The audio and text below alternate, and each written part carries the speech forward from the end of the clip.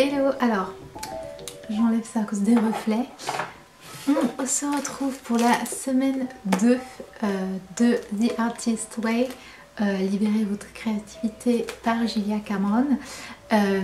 Si vous êtes nouveau, j'ai une nouvelle série qui suit tout le livre. C'est un livre pour renouer avec sa créativité et vraiment le livre pour les artistes par excellence. Je l'ai découvert il y a une dizaine d'années et c'est un livre qui m'a beaucoup marqué, que j'ai vraiment beaucoup aimé, et j'ai vraiment basé beaucoup de choses par rapport à la créativité, mais aussi comment je gère ma vie par rapport à ce livre. Donc c'est vraiment un livre qui m'a beaucoup marqué et il est devenu un peu tendance en ce moment, notamment sur TikTok. Et j'ai décidé de faire une série où je refais du coup tous les exercices du livre, et c'est une idée que j'avais depuis très longtemps et je l'avais jamais mis en action. Donc voilà, je me suis lancée, ça m'a un peu boosté de voir tout le monde en parler. Je me suis dit mais moi aussi je connais ce livre depuis longtemps et j'ai aussi envie d'en parler. Du coup voilà, aujourd'hui c'est la semaine 2, donc techniquement il y aura déjà 2 vidéos en ligne. La vidéo un peu d'introduction où je vous résume et je vous explique un peu ce livre. J'ai pas mes lunettes donc je vois pas où sont mes yeux. Je croyais que j'étais hors champ. Et voilà, je vous explique tout ça. Donc si vous ne l'avez pas vu, je vous invite à aller la voir. Je vous la mets dans le petit i et dans la barre d'infos. Donc je vous invite à la barre d'informations et à regarder tout ça. Et la semaine 1, voilà, je fais ces vidéos en format vlog où je vous résume un petit peu toute la semaine et vous me suivez durant toute la semaine. Et donc là on est la semaine 2, j'ai dû vous mettre déjà des petits clips de ce que j'ai fait parce qu'on est déjà mercredi. Et je vous fais un petit bilan de mi-semaine on va dire. Donc cette semaine il y a beaucoup d'exercices je trouve, enfin je crois qu'il y a toujours le même, là je trouve qu'il y a beaucoup de choses à faire. Et je n'ai pas encore commencé les exercices. Par contre les pages du matin, je suis au taquet pour le moment. Bon, on n'est que mercredi, mais j'ai écrit mes 3 pages tous les matins sans souci. Je savais que j'aurais pas trop de problèmes avec les pages du matin parce que depuis que j'ai 6 ans, enfin depuis que je sais écrire, j'ai un journal. Donc j'ai une caisse remplie de journaux et j'ai l'habitude d'écrire, si ce n'est pas tous les jours obligatoirement, mais très souvent. Et ce qui s'est passé, c'est que j'ai donc l'habitude d'écrire tout le temps, mais j'écris ce que j'ai envie d'écrire. Donc parfois ça va faire 5 pages, parfois ça va faire une page, une demi-page. Je ne me force jamais d'écrire. Et j'écris en général sur ma journée, ce que je fais, mes états d'âme, comment je me sens, c'est ce genre de trucs que j'écris. Parfois aussi un peu genre mes idées, etc. J'ai beaucoup trop d'idées donc il faut que ça sorte. Je pense que c'est aussi pour ça que j'écris depuis que je suis toute petite, parce que j'ai vraiment un cerveau où j'ai besoin que ça sorte tout le temps parce que sinon je peux pas vivre. Et du coup là ce qui se passe c'est que on doit écrire 3 pages tous les matins et tous les jours. Avant j'écrivais pas forcément tous les jours et comme je vous disais parfois une demi-page, une page ou plus. Et du coup parfois j'écris, je vais arriver à une page et demie et je vais être là, bon bah normalement j'aurai fini et j'aurai fermé mon carnet. Et là il me reste donc une demi-page, non, une page et demie à nouveau à écrire. Et je me dis ok, qu'est-ce que je vais écrire sur cette demi-page? Du coup je suis là, bah je ne sais pas quoi écrire, et puis je pense à un truc et du coup je continue, etc. Mais c'est un peu forcé. Alors qu'avant j'avais jamais ce système de forçage parce que je me force pas. Et du coup je me suis rendu compte que je commence du coup à rentrer dans cette phase et je pense que c'est ça qui est intéressant et c'est pour ça qu'il y a cet exercice là-dedans. C'est que je commence à rentrer dans de... C'est pas que c'est une zone inconfortable, mais hors de ma zone de confort, hors de ma zone d'habitude, je devrais dire. J'ai l'habitude d'écrire sur le même contenu, les mêmes choses, le même type, une certaine forme d'habitude, une certaine route, je suis là-dedans. Et là, on me pousse un peu à sortir de ce cadre et d'aller dans quelque chose d'autre, puisque au bout d'un moment, j'ai fait le tour de ce que je voulais dire et je suis là, bon, sur quoi je peux écrire? Et c'est là qu'intervient de nouvelles idées et de nouvelles choses et de devoir réfléchir autrement et écrire différemment. Et je pense que c'est sur ça que je vais aller de plus en plus, parce qu'à force d'écrire 3 pages par jour, je vais avoir vite résumé mes journées, ce que je fais, mes états d'âme, quoi. Je vais pas écrire, parfois j'ai besoin de ressasser les mêmes trucs, mais au bout d'un moment j'ai envie de passer à autre chose. Et du coup je pense que je vais commencer à aller dans l'écriture de choses différentes, comme des poèmes par exemple, ou des petites histoires, et aller dans l'écriture de quelque chose de différent. Et du coup voilà, c'est ce que j'ai remarqué qui a changé. c'est que voilà, je vais vers des choses un petit peu différentes, donc ça c'est chouette. Ensuite, au niveau des exercices, comme je disais, j'ai pas encore commencé, mais ça a l'air très intéressant, parce que là sur la première semaine, etc., et même voilà le début, j'ai pas eu, enfin j'ai la chance de pas avoir été complètement traumatisée, ou avoir été élevée par des parents qui t'interdisaient de croire en tes rêves ou des choses comme ça. J'ai des parents qui ont toujours un peu cru en moi et qui m'ont dit bah tu peux réaliser ce que tu veux dans ta vie, etc. Donc j'ai pas été cassée sur des choses comme ça par de la famille très proche, on va dire. Les personnes qui m'ont marqué, qui ont eu des remarques ou des choses plus méchantes, c'est plus des gens plus élargis. Ça va être des professeurs, des profs de danse notamment, voilà, des choses comme ça. Mais du coup j'avais pas un gros travail à faire sur ces choses là. Et donc dans cette semaine là on reparle un peu de ces choses là, de ces personnes un peu, on dirait presque comme des pervers narcissiques, ce qu'elle décrit, qui limite, on dirait qu'elle parle de partenaires ou de personnes vraiment très proches qui sont là à casser vos rêves en fait d'une manière un peu sournoise, etc. Et quelqu'un qui a pas mal de discernement au niveau des personnes, parce que j'ai vu des personnes manipulatives, etc. Assez vite autour de moi. Et du coup j'arrive à reconnaître ce type de personnes, notamment les gens qui manipulent, etc. très rapidement, et du coup je ne rentre pas dans leur jeu. Quelqu'un qui me met beaucoup en retrait de toutes les personnes vraiment toxiques. Du coup je me sens pas concernée par ces passages vraiment des personnes toxiques et tout, parce que ben j'en ai vu dans ma vie des personnes toxiques, et du coup j'ai compris très tôt ce que c'était et l'impact que ça avait, et du coup ben j'ai réussi à développer pas des mécanismes de défense, mais juste j'ai réussi à trouver un équilibre, à gérer ça. Et ben, une personne toxique, dès que je la reconnais, je vais pas m'intéresser plus loin, je vais vraiment juste m'en éloigner. Donc voilà, ces passages-là, c'était intéressant à lire, mais je me sens pas spécialement plus concernée que ça. Ensuite, elle parle sur le scepticisme, nos propres doutes, etc. Et encore une fois, comme en ce moment, enfin, ça fait 3 ans maintenant que j'ai ouvert ma boutique et que je me suis lancée vers ce côté vraiment plus créatif, on va dire que j'ai un peu une longueur d'avance, je suis déjà dedans.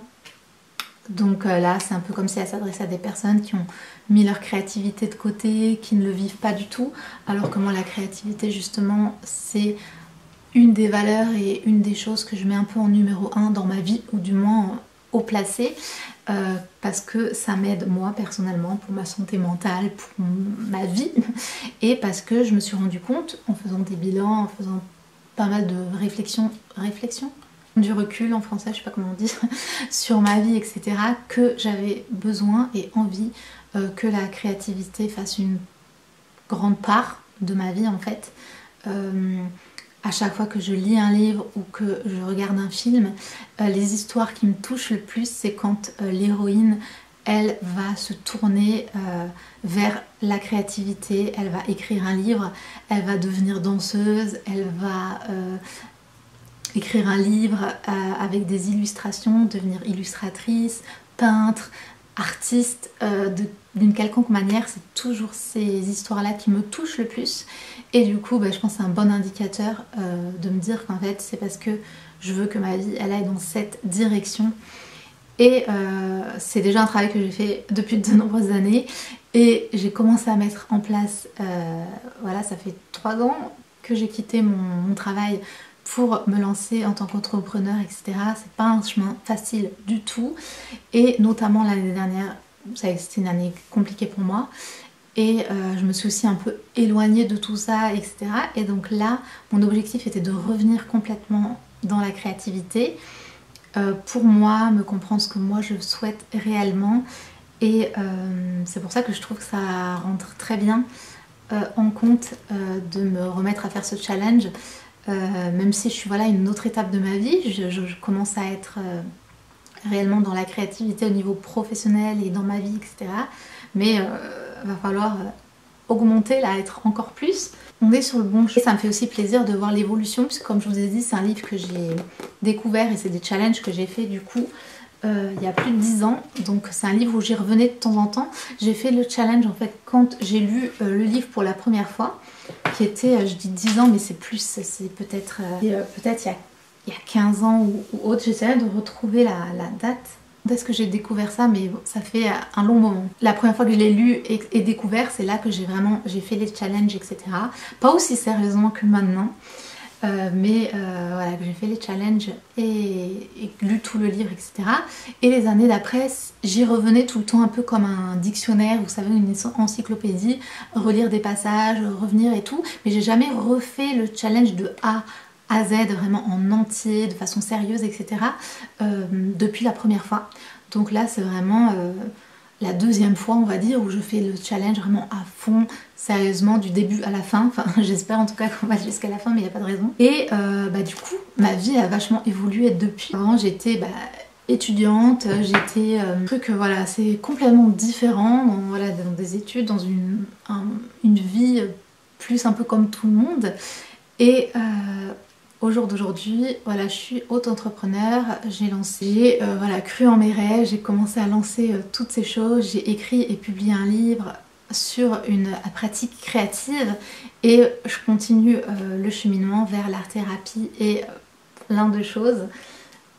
Et ce qui est génial, c'est que la créativité et vivre une vie créative, c'est un processus et c'est quelque chose qui évolue tout le temps et c'est super intéressant. Et mes pratiques créatives ont énormément changé depuis que j'avais découvert ce livre. J'avais aussi lu beaucoup de livres sur tout ce qui est théâtre, cinéma, acting, parce que j'ai fait une école de cinéma pour être actrice dans l'acting, etc. Après le bac, voilà, je le mentionne pas trop et tout, mais j'étais beaucoup dans la partie art de la scène. J'ai grandi vraiment dans les arts de la scène, avec la danse. J'ai fait de la danse au conservatoire, j'ai commencé la danse à 4 ans. La danse au conservatoire, j'ai fait des comédies musicales, j'ai fait de la chorale, j'ai fait de la musique, du piano, du solfège, etc. Et ensuite j'étais dans le théâtre et j'ai fait donc cette école d'actorat, etc. Et maintenant je suis beaucoup plus dans les loisirs créatifs manuels. J'ai toujours fait des activités manuelles, notamment avec ma maman. J'ai appris le patchwork, la couture, le tricot. Et on faisait tout le temps des activités parce que ma maman est extrêmement créative et quand elle découvrait elle est comme moi en fait, quand elle découvre un nouveau truc, je me souviens à un moment c'était la mode des mosaïques, des toutes petites mosaïques pour fabriquer plein de choses et tout, et donc elle se lançait dans cette activité et du coup elle faisait aussi avec nous. Ça c'est génial aussi, donc je me souviens j'avais fait un petit cadre avec la mosaïque, elle avait fait un tableau, un plateau je vais dire, enfin plein de trucs comme ça. Et du coup à chaque fois elle nous amenait dans ces nouvelles lubies créatives, etc. Pour terminer, voilà, je suis du coup maintenant plus dans ces arts là, la peinture, l'illustration, etc. C'est aussi drôle de voir l'évolution, le changement. Du coup voilà, je vais m'arrêter là parce que je parle trop, mais c'est sympa des fois de faire des petits bilans ou de vous dire plutôt où j'en suis. Avant de continuer dans cette semaine, je suis un cours justement en ligne créatif d'aquarelle. C'est de l'abstrait, c'est pas vraiment c'est pas des cours pour apprendre à faire de l'aquarelle, etc. C'est plus abstrait, etc. Mais du coup tous les jours j'ai des vidéos à suivre, du coup c'est ce que je fais aussi, et du coup ça va très bien avec ça parce que là je suis vraiment dans une pratique créative intense. Et normalement je le fais le matin, ce petit cours, et là c'était une journée intense. J'ai filmé, d'ailleurs c'est ce que vous voyez depuis tout à l'heure, la vidéo sur la série des livres Lucinda Riley. Je vais remettre mes lunettes parce que je commence à avoir mal à la tête. Et j'ai fait un gros tri, parce que je suis en train de faire le tri, etc. Et je pense que vous aurez normalement... Je suis en train de filmer 3 vidéos en même temps. J'ai dit que je faisais plus jamais. Du coup je suis en train de filmer 3 vidéos en même temps, donc des fois je sais plus qu'est-ce qui va être publié avant, etc. Ensuite je prendrai chaque vidéo, je filmerai, j'éditerai et je posterai avant d'en refilmer une autre parce que là c'est wouhou. Mais du coup voilà où j'en suis pour aujourd'hui. Donc là je vais peut-être commencer la peinture, on va voir, parce que là je suis KO avec tout ce tri, tout ça. Mais du coup voilà, pour aujourd'hui on va se retrouver du coup peut-être tout à l'heure ou demain, on verra. À bientôt.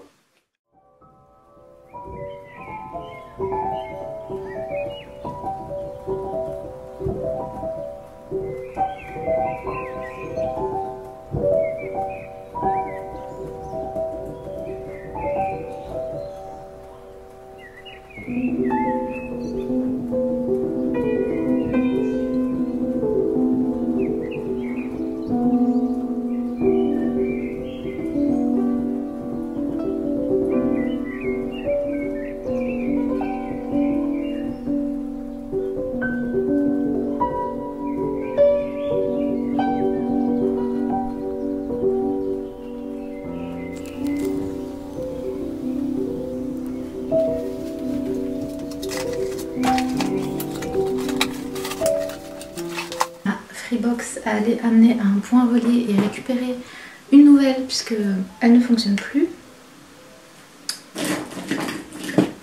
J'ai mis ça. Et j'ai rendez-vous chez le médecin cet après-midi. Du coup j'ai fait ma petite liste de ce qu'il faut que je demande. Je voudrais faire une prise de sang parce qu'en fait en début d'année j'étais anémiée. Et j'ai eu un traitement et on n'a jamais fait de prise de sang de contrôle. Et là, depuis tout l'été, j'étais épuisée, même avant toute l'année. Et là, depuis septembre, c'est encore pire. Du coup, j'aimerais vérifier si je suis pas toujours anémiée, tout simplement. Et voilà, d'autres trucs, voir.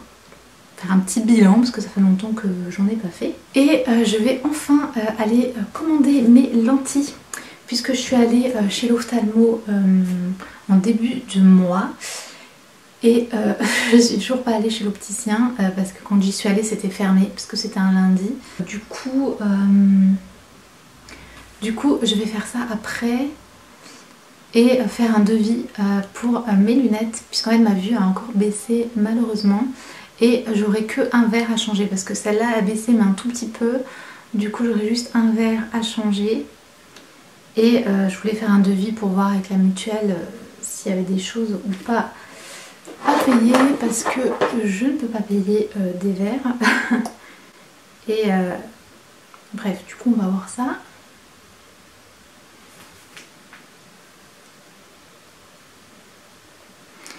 Et du coup voilà, donc je prépare mon petit sac. Pour tout ça, il faut que je prenne mes ordonnances que j'ai dû mettre juste ici. Voilà ma petite ordonnance. Du coup maintenant je suis à -3 sur mon œil gauche, je suis dégoûtée.